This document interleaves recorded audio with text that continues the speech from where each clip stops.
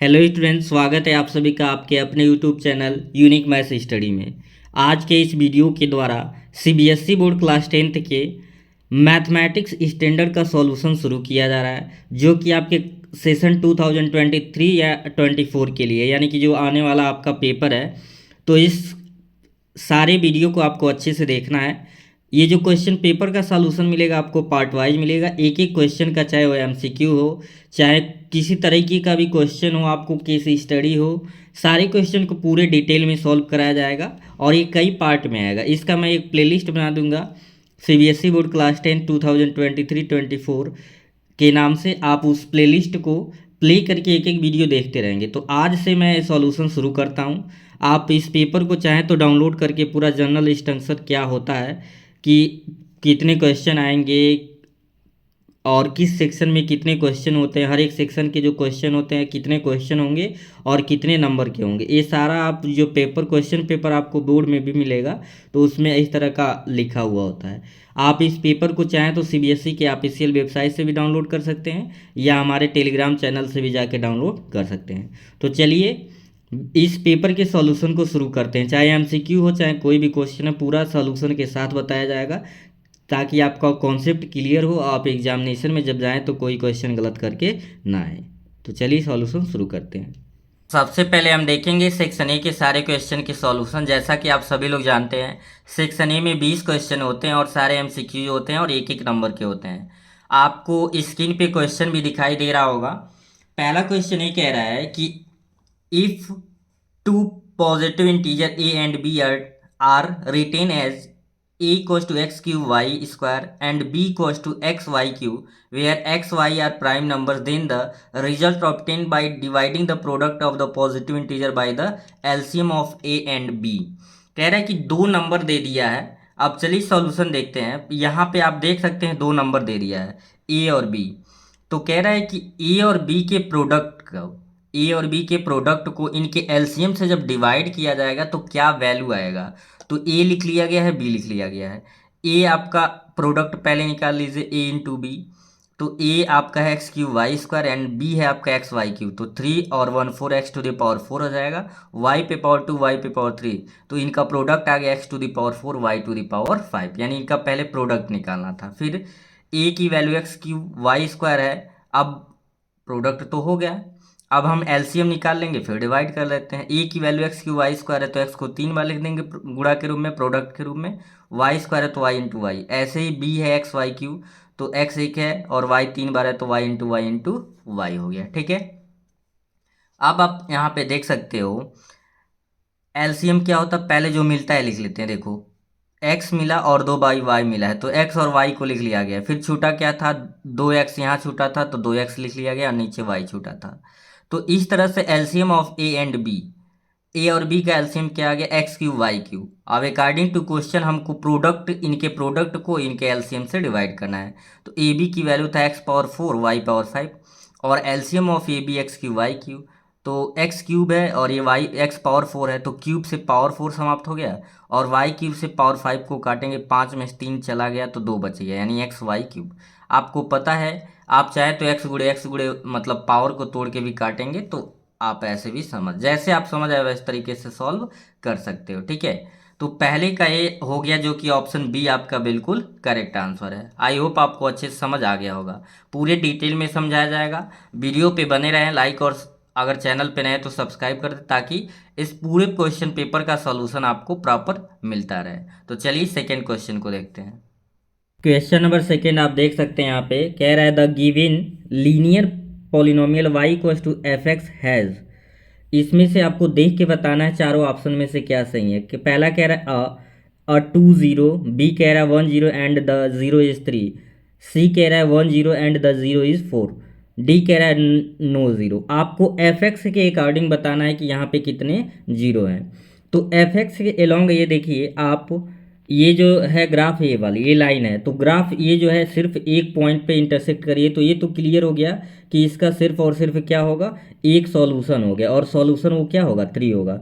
तो इसलिए इसमें ऑप्शन आपका जो बी था बिल्कुल सही है, इसका 1 0 होगा एंड द 0 इज 3। ठीक है, फोर्थ क्वेश्चन भी ऐसे ही आप यहीं से देख के सॉल्व कर सकते हैं। बहुत सारे क्वेश्चन होते हैं जो ओरली आप सॉल्व कर सकते हैं। जैसे यहाँ पे तीसरा क्वेश्चन है, the line representing the given pair of linear equation are non intersecting. Non intersecting का मतलब हो गया दोनों लाइन क्या है, पैरेलल है, ठीक है।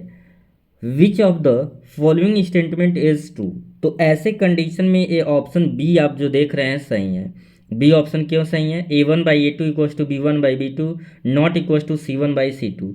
दो जब पैरेलल लाइन होती हैं तो उसका ग्राफिकली रिप्रेजेंटेशन अगर ऐसे पैरेलल है तो उसका एल्जेब्रिक रिप्रेजेंटेशन जो एल्जेब्रिक रिप्रेजेंटेशन होगा a1/a2 equals to b1/b2 not equals to c1/c2 होगा, ठीक है। अब चलते हैं क्वेश्चन नंबर 4 की तरफ और देखते हैं कि उसका सॉल्यूशन कैसे होगा। क्वेश्चन नंबर 4 आप यहाँ पे देख सकते हो क्या लिखा हुआ। क्वेश्चन नंबर 4 कह रहा है the natural roots of the quadratic equation 9x² minus 6x minus 2 equal to 0। कह रहा है कि इसका नेचर ऑफ रूट क्या होगा। चार ऑप्शंस दिए हुए हैं और आपको बताना इसमें से इसका नेचर ऑफ रूट क्या होगा। तो इसको ओरली नहीं, इसको सॉल्व करके देखते हैं कि क्या आएगा, फिर उसके अनुसार आपको पता है कि इस तरह के क्वेश्चन में हम क्या निकालते हैं, डी निकालते हैं और डी की सहायता से हम पता करते हैं कि नेचर ऑफ रूट क्या होगा। सिंपल सा क्वेश्चन है, चलिए सॉल्यूशन देखते हैं। क्वेश्चन नंबर 4 में जो इक्वेशन दिया था यहाँ पे लिख लिया गया है 9x² minus 6x minus 2 equal to 0।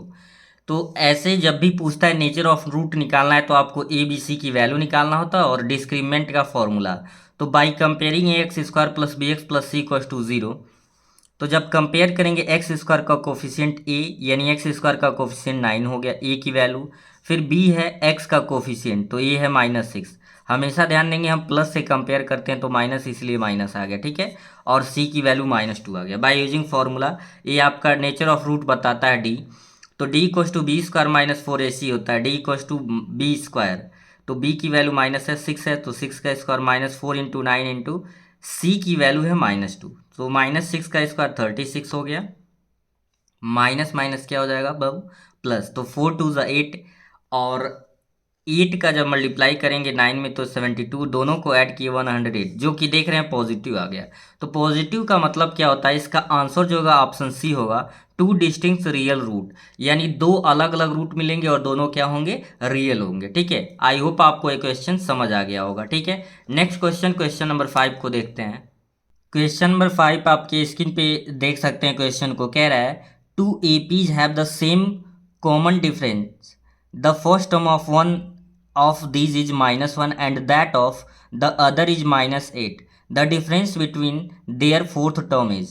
यानी कह रहा है दो एपी हैं और दोनों के कॉमन डिफरेंस सेम है। क्वेश्चन समझना सबसे ज़रूरी होता है और उसमें से पहले एपी का जो एक एपी का मतलब पहला दूसरा कोई भी हो सकता है, एक एपी का है जो फर्स्ट टर्म -1 है और दूसरे एपी का जो फर्स्ट टर्म है -8 है। तो आपको बताना है कि उनके फोर्थ टर्म के बीच का डिफरेंस क्या होगा। बहुत सिंपल सा क्वेश्चन, ध्यान से यहाँ पे देखेंगे सॉल्यूशन को। यहाँ पे क्या है, two APs have the same common difference दिया हुआ है। दो एपी हैं और दोनों एपी के जो कॉमन डिफरेंस है वो क्या है, सेम है। तो हम मान लेंगे कि जो फर्स्ट टर्म का एपी दिया वो स्मॉल ए है जो कि -1 है, और सेकेंड टर्म का मतलब सेकेंड एपी का जो फर्स्ट टर्म है ए कैपिटल ए क्या दिया है, -a है। कॉमन डिफरेंस सेम है तो दोनों डी हो जाएगा, लेकिन ए अलग अलग हैं तो फर्स्ट एपी का स्मॉल ए मान ली है -1 और सेकेंड एपी का कैपिटल ए मान ली है -a। अब कह रहा था कि दोनों के आपको एपी का फोर्थ टर्म के डिफरेंट बताना है, इनके फोर्थ, दोनों एपी के फोर्थ टर्म का डिफरेंट बताना है।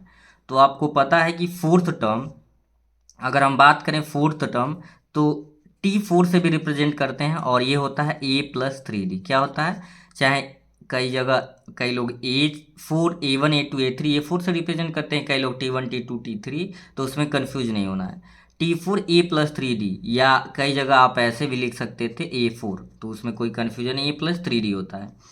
तो इसका फोर्थ टर्म, दोनों जो एपी हैं उसके फोर्थ टर्म का डिफरेंट, तो पहला जो होगा स्मॉल ए वाला a+3d होगा और दूसरा जो एपी का फोर्थ टर्म हो जाएगा उससे ब्रैकेट में चूंकि डिफरेंट मतलब माइनस कैपिटल a+3d। तो ए की वैल्यू -1 है प्लस 3d, ये माइनस है, ब्रैकेट ओपन करेंगे, ये माइनस अंदर ये प्लस है, ए प्लस था तो माइनस हो गया और 3d आपका प्लस था तो क्या होगा, माइनस हो जाएगा। यानी ये माइनस अंदर जाएगा तो क्या हो गया, माइनस, प्लस था तो माइनस, 3d से 3d क्या हो गया, प्लस माइनस है कट गया। ए की वैल्यू -1 रख दिया गया है, कैपिटल ए की वैल्यू यहाँ पे -8 है, तो -1 माइनस माइनस क्या हो गया, प्लस हो गया। तो 8 -1 जब करेंगे तो क्या आपका आ जाएगा, ये आपका 7 आ जाएगा। और बात करें सही ऑप्शन का, तो ऑप्शन नंबर सी इसमें बिल्कुल करेक्ट है। तो आई होप आपके ये क्वेश्चन नंबर 5 समझ आ गया होगा। आज के वीडियो में सिर्फ इतना ही। पार्ट वाइज आपको छोटे छोटे पार्ट में सारे क्वेश्चन सॉल्व कराए जाएंगे। तो चैनल पे बने रहें, और इस वीडियो को अभी तक लाइक और शेयर नहीं किए तो लाइक और शेयर जरूर करें। फिर मिलेंगे नेक्स्ट वीडियो में, तब तक के लिए थैंक यू।